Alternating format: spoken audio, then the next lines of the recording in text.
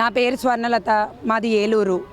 ఈరోజు ఏలూరు దుస్థితి ఎలా ఉందని ఏలూరు ప్రజలందరి దృష్టికి తీసుకురావాలని నేను ఈ వినూత్న నిరసన ఏలూరు కలెక్టరేట్ నుంచి కమిషనరేట్ వరకు నడుచుకుంటూ వెళ్ళాలని నిశ్చయించుకున్నాను.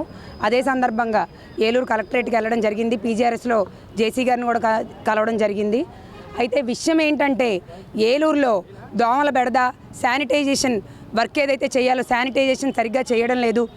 అందుకని నేను పలుమార్లు కంప్లైంట్ పెట్టి, సార్ ఇలాగా ఇబ్బందులు గురవుతున్నారు ఏలూరు ప్రజలందరూ, కనీసం రోడ్డు మీద నుంచుని మాట్లాడే పరిస్థితులు కూడా లేవు, షాపుల దగ్గర కూర్చోడానికి కూడా లేదు, అంత విపరీతంగా దోమలు ఉన్నాయి సార్, శానిటేషన్ సరిగ్గా లేదు, కొంచెం శానిటేషన్ మీద దృష్టి పెట్టండి, దోమల మందులు కొట్టించండి అని చెప్తే ఎటువంటి పట్టింపు లేదు.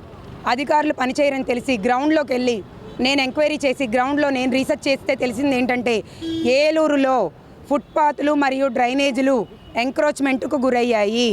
ఏలూరు డ్రైనేజ్ ఎంక్రోచ్మెంట్ అయ్యి ఏలూరు డ్రైనేజ్ చెత్తని పూడికల్ని తీయడం లేదు. ఏదైతే ఇది తీయకపోవడం వలన దోమల పెంపుదల క్షేత్రం అయిపోయింది ఏలూరు. అందుకని నేను దాని పట్ల కూడా పీజీఆర్ఎస్లో కంప్లైంట్లు పెట్టి నెలన్నర నుంచి కార్యాలయాల చుట్టూ తిరుగుతూనే ఉన్నాను.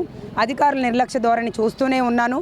వాళ్ళు కనీసం పట్టించుకోపోగా వాళ్ళు చెప్పే సమాధానాలు వింటే ఏలూరు ప్రజలు కూడా ఆశ్చర్యపోతూ ఉంటారనమాట.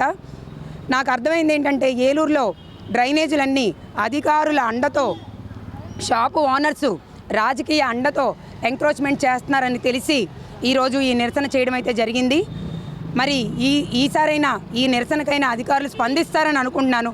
ఒకవేళ స్పందించకపోతే ఏలూరు ప్రజలందరినీ ఈ మీడియా సభాముఖంగా అడుగుతుంది ఏంటంటే, మనం రోడ్ల మీదకి రావక్కర్లేదు, మనం కార్యాలయాల చుట్టూ తిరగక్కర్లేదు. సోషల్ మీడియా అనే వెపను ప్రతి ఒక్కళ్ళ చేతిలో ఉంది. మీరు దానిలో నిరసన తెలియచేస్తే ప్రతి ఒక్కరికి విషయాలు వెళతాయి. మీ ఇంటి కష్టమే కాదు, ఎక్కడి కష్టమైనా సరే, ప్రజా సమస్యలపైన సరే మీరు తెలియపరచొచ్చని మా ఏలూరు ప్రజలకి ఒక అవగాహనగా ఉంటుందని చెప్పి నేను ఒక్కదాన్నే ఈరోజు ఈ మొదటి స్టెప్ వేశాను.